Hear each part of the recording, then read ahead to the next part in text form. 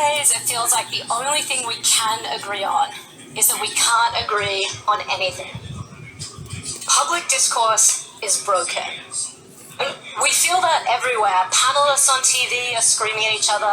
We go online to find community and connection, and we end up leaving feeling angry and alienated. In everyday life, probably because everyone else is yelling, we are so scared to get into an argument that we're willing not to engage at all. Contempt has replaced conversation. My mission in life is to help us disagree productively, to find ways to bring truth to light, to bring new ideas to life. I hope that there is a model for structured disagreement that's kinder, mutually respectful, and assumes a genuine desire to persuade and be persuaded. And to uncover it, let me take you back a little bit. So when I was 10 years old, I loved arguing.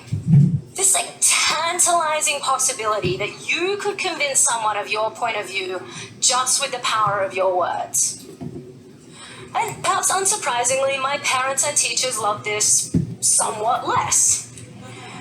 And in much the same way as they decided that 4-year-old Julia might benefit from gymnastics to burn off some energy, they decided that I might benefit from joining a debate team. That is, kind of go somewhere to argue where they were not.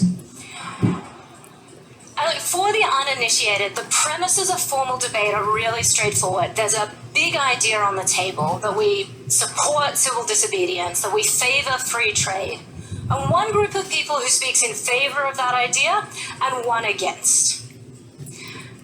My first debate in the Cavernous Auditorium of Canberra Girls Grammar School was kind of a bundle of all of the worst mistakes that you see on cable news. It felt easier to me to attack the person making the argument rather than the substance of the idea themselves.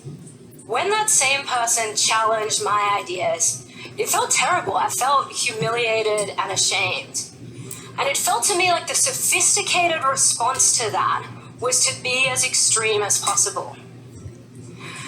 And despite this very shaky entry into the world of debate, I loved it. I saw the possibility, and over many years worked really hard at it, became really skilled at the technical craft of debate. I went on to win the World Schools Debating Championships 3 times. I know, you're just finding out that this is a thing.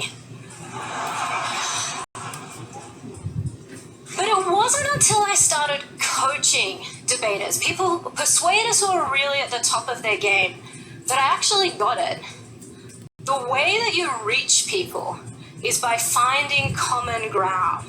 It's by separating ideas from identity and being genuinely open to persuasion. Debate is a way to organize conversations about how the world is, could, should be. Well, to put it another way, I would love to offer you my experience-backed, evidence-tested guide to talking to your cousin about politics at your next family dinner, reorganizing the way in which your team debates new proposals, thinking about how we change our public conversation. And so as an entry point into that, debate requires that we engage with the conflicting idea directly, respectfully, face-to-face. The foundation of debate is rebuttal, the idea that you make a claim and I provide a response and you respond to my response. Without rebuttal, it's not debate, it's just pontificating. And I had originally imagined that the most successful debaters, really excellent persuaders, must be great at going to extremes. They must have some magical ability to make the polarizing palatable. And it took me a really long time to figure out that the opposite is actually true. People who disagree the most productively start by finding common ground, no matter how narrow it is. They identify the thing that we can all agree on and go from there. The right to an education, equality between all people, the importance of safer communities. What they're doing is inviting us into what psychologists call shared reality. And shared reality is the antidote to alternative facts. Alternative facts? facts. Alternative facts. Alternative facts are not facts. Don't be so overly dramatic.